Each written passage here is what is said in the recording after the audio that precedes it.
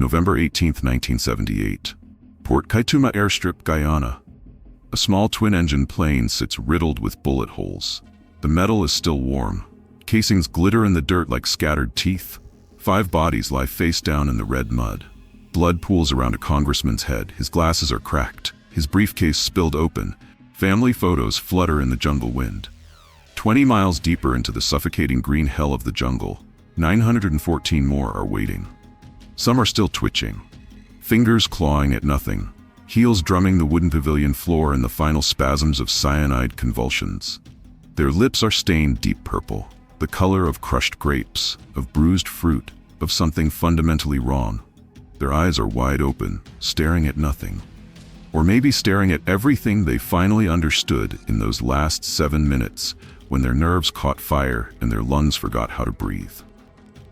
They all died within 7 minutes of each other, and every single one of them believed they were going to a better place.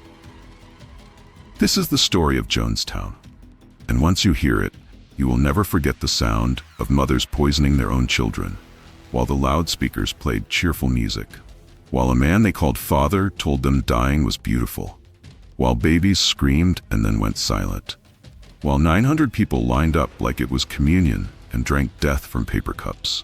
Most people think cults are small, basement meetings, robed weirdos chanting by candlelight. Jonestown was an entire town, 3,000 acres hacked out of the Guyanese jungle with machetes and blind faith. 900 residents at its peak, doctors, nurses, teachers, grandmothers, lawyers who gave up 6-figure careers, entire families who burned their bridges to follow one man into paradise. They had their own basketball team, their own nursing home with rocking chairs on the porch, their own daycare where children sang songs about revolutionary love, their own armed security force, carrying AK-47s and shotguns, watching the perimeter 24/7 for enemies, and one man who called himself Father, Dad, God, and eventually the only thing standing between them and annihilation, Jim Jones. By the end of this video, you will understand how he brainwashed lawyers, doctors, and grandmothers into signing over their life savings, their houses, their children, discreet suicide or rehearsals that happened dozens of times, training people to die on command like Pavlov's dogs, the L44-minute death tape that the FBI tried to suppress for years. I'm playing the worst parts. How parents held their screaming toddlers still while nurses squirted cyanide-laced flavor aid directly into their teeny mouths with syringes, and the haunting detail that still wakes survivors up screaming 47 years later. Let's start at the beginning, because the scariest part of this story is how normal it all looked, how good it felt. How many intelligent, loving people saw Jim Jones and thought, finally, someone who understands. 1950s Indianapolis, post-war America. Segregation is law. Churches have whites-only sections. And then comes Jim Jones. Young, handsome in that clean-cut way that makes mothers trust you. Voice like warm honey. Eyes that lock onto yours and make you feel seen for the first time in your life. He preaches radical racial integration, when most churches would rather burn than let black families sit in their pews. He adopts black children, Korean children, white children, calls them his rainbow family, parades them on stage like living proof that love conquers all. He lays hands on the sick and elderly, and they swear to God, they feel heat radiating from his palms. Cancer shrinking, arthritis vanishing, wheelchairs abandoned. Crowds grow from dozens to hundreds to thousands packed into revival tents, weeping, speaking in tongues, throwing money into collection plates until they overflow. But behind the stage, something is already rotting. Former members who escaped early, the ones who saw the cracks before the facade crumbled completely, they told investigators years later, Jones would fake cancer healings by hiding raw chicken livers in his palm, then pulling them out during services, screaming, "The tumor is out! Praise God, the tumor is out!" He told teenage girls he was the only man spiritually pure enough to prepare them for womanhood. His words for sexual abuse that started as young as 13. He told his inner circle he could read their minds, that he knew their deepest secrets, their hidden sins, the thoughts they had in the dark when no one was watching.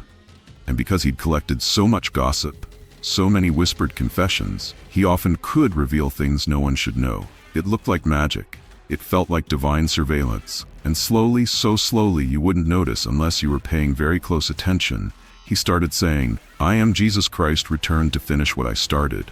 I am Lenin reborn to lead the revolution. I am Father Divine ascending to godhood. Disobey me and you disobey God himself." By 1965, the prophecies get darker. Nuclear war, he warns, will annihilate America. Bombs will rain from the sky, cities will burn, radiation will boil the skin off children's bones. He's seen it, in visions, in dreams that wake him screaming. But there's one safe place on earth, he promises. One sanctuary where his chosen people will survive the apocalypse. Guyana, South America. Deep in the jungle where no missiles can reach. Where they'll build a socialist paradise. No racism, no poverty, no pain. He calls the future settlement the Promised Land. Over 1,000 people sell their houses within 6 months. They cash out retirement funds. They give him every penny and sign legal documents granting him power of attorney over their entire lives. Their money, their property, their children. The trap is set. They just don't know they're already inside it. The first settlers arrive in 1974. The propaganda footage shows smiling families stepping off small planes into blazing equatorial sunshine. Jones narrates over the film, "Welcome home, my children. Welcome to freedom." The reality is a nightmare painted green. The jungle is a living, hostile thing. It rots your clothes. It fills your boots with insects that burrow under your toenails. Malaria burns through the camp in waves. Black water fever turns your urine dark as coffee. There are snakes, bushmasters, fer-de-lances that kill in minutes, and no hospital for 150 miles. Jones stays in California at first, comfortable in his San Francisco temple, sending recorded sermons that play on crackling loudspeakers mounted on poles throughout the settlement.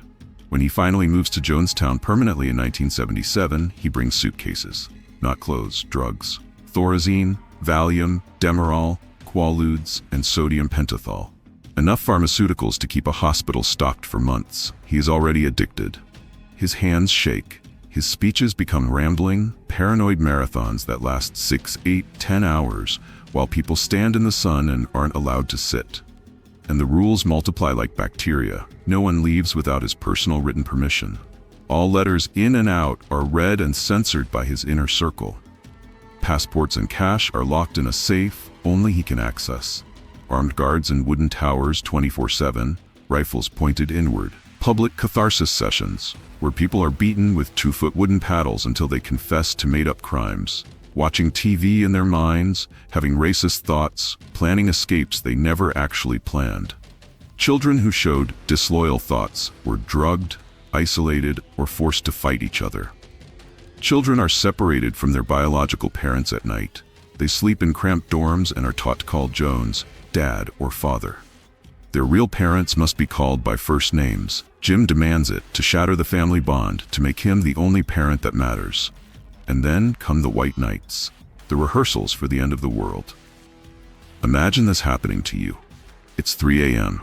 You've worked in the fields for 12 hours. Your hands are blistered. Your back is screaming. You finally collapsed onto a thin mattress in a plywood shack you share with 9 other people. Then sirens. Air raid sirens rip through the camp like the sky is tearing open. You run barefoot through the mud to the central pavilion, a huge open-air structure with a tin roof and benches packed shoulder to shoulder. Jones is on stage under harsh floodlights, eyes bloodshot and glassy from Valium, voice hoarse and cracking. Mercenaries are surrounding us. The CIA has sent death squads to torture our children in front of us. They'll rape the women. They'll castrate the men. They'll make examples of us to terrify every revolutionary on Earth. We will not let them take us alive. Tonight, we choose revolutionary suicide. Armed guards roll out metal washtubs filled with red liquid. It looks like Kool-Aid. It smells faintly of almonds. Bitter, chemical. Everyone lines up.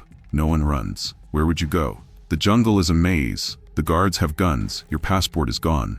Your family is here. You are handed a small paper cup. You drink. It tastes like bitter grape mixed with something metallic, something wrong. You wait to die.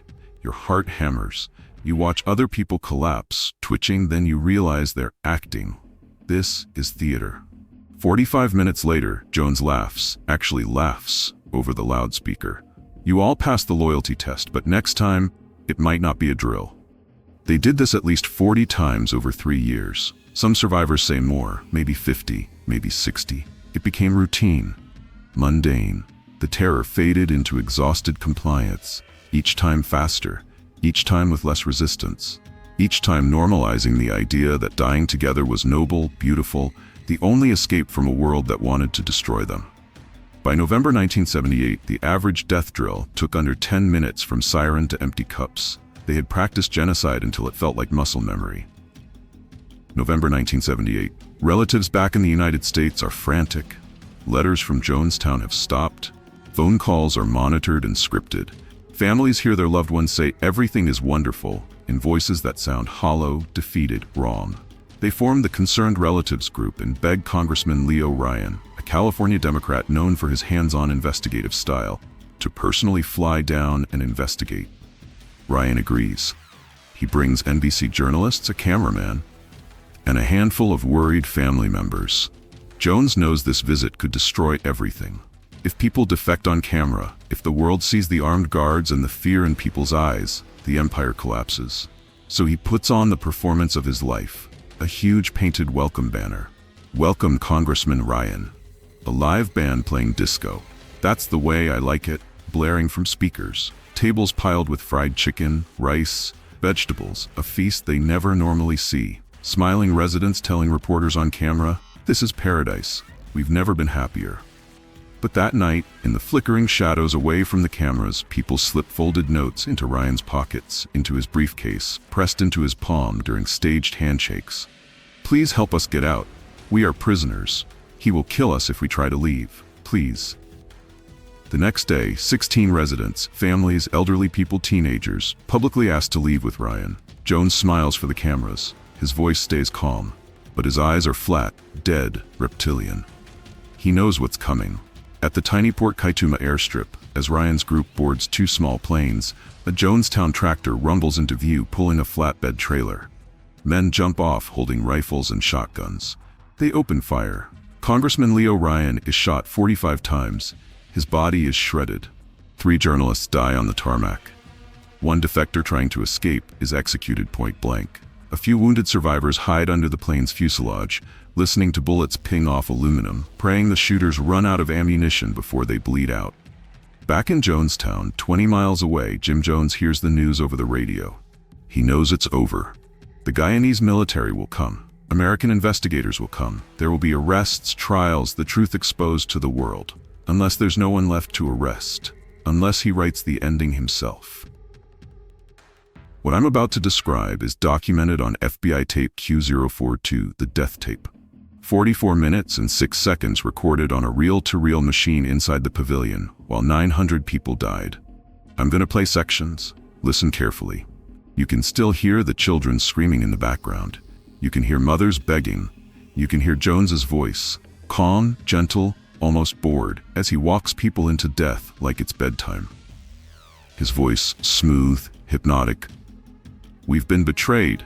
We cannot live with dignity anymore. It's time to take the potion, like they used to take in ancient Greece. It's painless, it's quick, it's dignified." A woman's voice cuts through. A 60-year-old black woman, one of the few brave enough to argue, "I have a right to my own life. There are children here, babies. We should fight back, not give up." Jones' voice turns sharp, angry. "Stop this hysteria. This is not suicide. This is a revolutionary act. Mothers, bring your children forward now." You hear shuffling, crying that turns into wailing, parents sobbing as they drag toddlers toward the front. A nurse announces in a flat, obedient voice, "The infants and children will go first. Line them up." Survivor, Odell Rhodes, who escaped by pretending to be a maintenance worker and slipping into the jungle, later testified, "I watched a woman, I knew her name was Angela, holding her 1-year-old baby girl. The nurse came with a syringe filled with the poison. She squirted it into the baby's mouth. The baby screamed. It was a sound I'll never forget, this high animal scream. Then the baby started convulsing. 10 seconds, maybe less. Then she went stiff and stopped breathing. The mother laid her baby gently on the ground. Then she drank from a cup herself. She didn't even cry. She just followed. Another survivor, Tim Carter, who lost his wife and baby son that day, remembers the loudspeakers playing a cheerful recording the entire time. Bright, happy music echoing across the pavilion, while people collapsed in heaps, vomiting purple foam, clawing at their throats as cyanide shut down their nervous systems. The death is not quick. It's not painless. Cyanide stops your cells from using oxygen. You suffocate from the inside.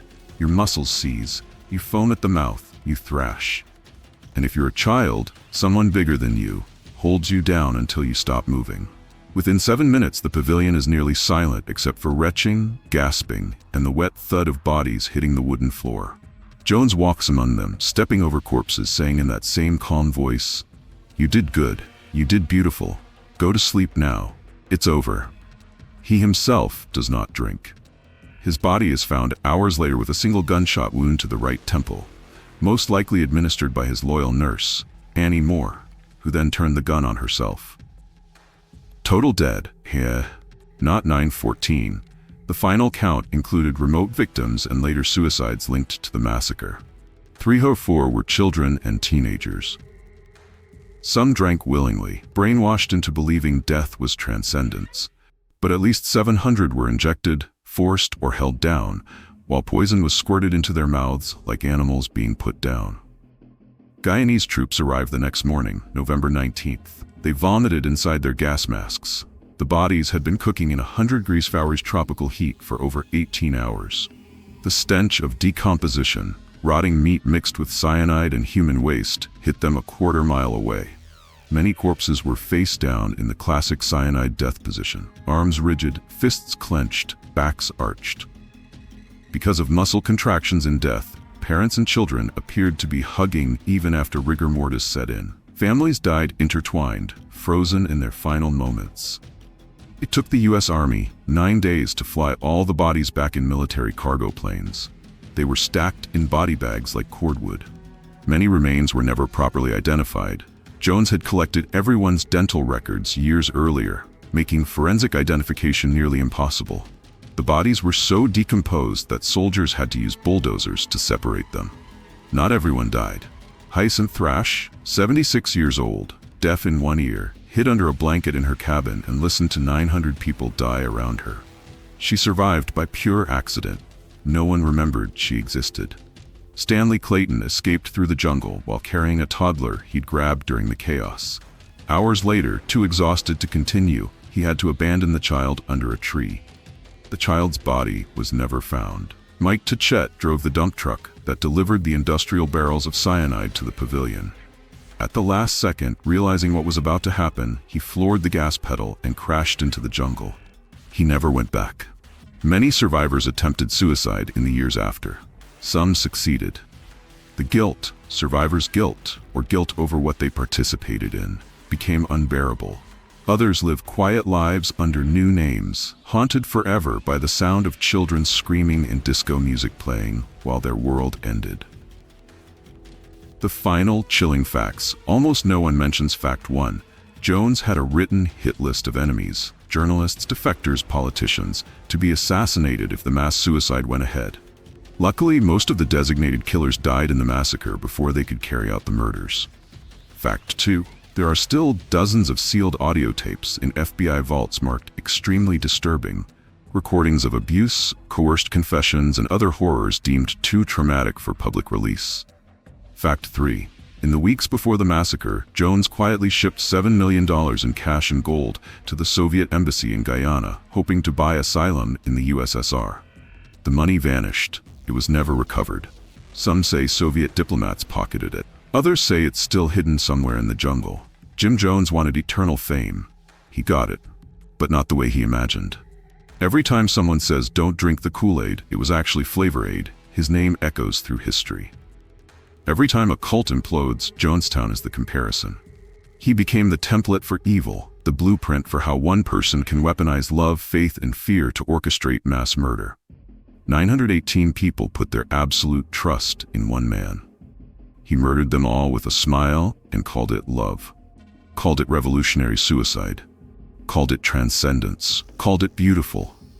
If you ever think that could never happen to me, remember, They rehearsed their own deaths for years until dying for him felt like the most natural thing in the world. They were teachers, nurses, lawyers, smart, capable people who believed they were building something good. And in the end, they died face down in the dirt, staring at nothing while cheerful music played and a madman told them they were heroes. Sleep with the lights on tonight. Comment the word Jonestown if you made it to the end.